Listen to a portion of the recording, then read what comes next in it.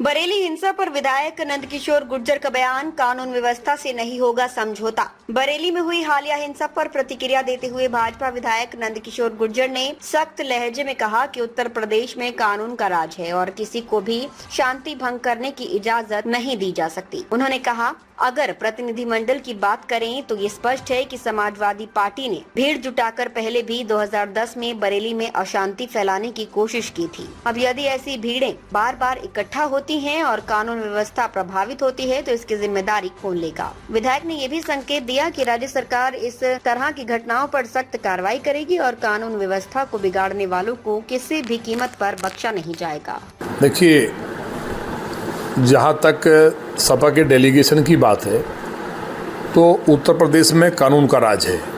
वो वहाँ भीड़ इकट्ठा करके और सपा के लोगों ने जो 2010 में इस मौलवी ने जो तारीख रजा है इसके द्वारा जो वहाँ कराया गया, 2010 में बरेली जल उठी थी, उसके बाद सपा ने अभिनंदन किया।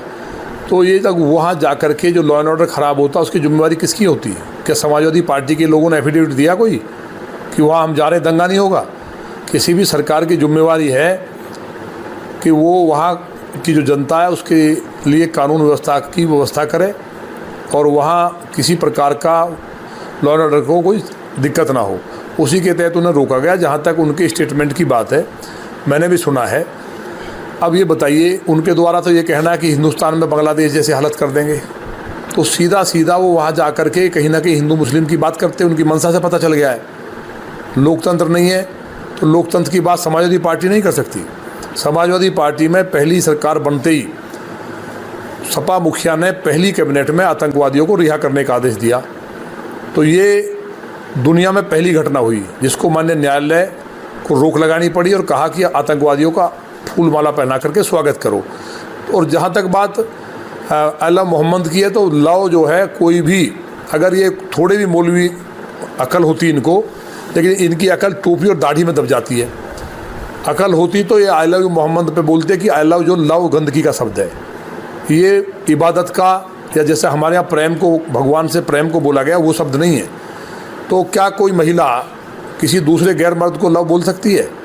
तो ये तमाम चीज़ें एकदम गलत हैं। जो सपा के प्रवक्ता कह रहे हैं, वो तो कह रहे हैं कि मोहम्मद साहब को मैं मानता हूँ, अच्छी बात है, लेकिन वो ईश्वर को नहीं मानते। वो सबसे बड़े महापुरुष हैं, तो उन्हें पता नहीं सम्राट मीर भोज से बड़ा कोई महापुरुष हुआ? उन्होंने धर्म की भी स्थापना की, उन्होंने राक्षसों को भी राजा भी रहे, कुचला भी राजा नहीं सम्राट रहे। मोहम्मद साहब तो एक छोटी सी जगह के उस टाइम लोगों को मानता थी जब मोहम्मद साहब आए, बहुत छोटी जगह में, कबीले में। लेकिन सम्राट मीर भोज तो इराक तक राज था। तो वो धर्म की भी स्थापना की, मंदिर बनवाए। आप चले जाओ ग्वालियर में, तमाम जगह पे। और समाज के सुधारक भी रहे। कई जो प्रथाएं थी उनको उन्होंने समाप्त भी किया। तो अगर अपनी ही बात करें तो अपने समाज की बात करें तो क्या गुर्जर सम्राट मीर भोज से भी बड़े थे मोहम्मद साहब? मेरा ये पूछना है। या पूर्व में भगवान श्री राम जिनकी सत्ता कण कण में व्याप्त है, भगवान श्री कृष्ण जो अखिल ब्रह्मांड के नायक हैं, भगवान बुद्ध, मतलब सब छोटे हो गए।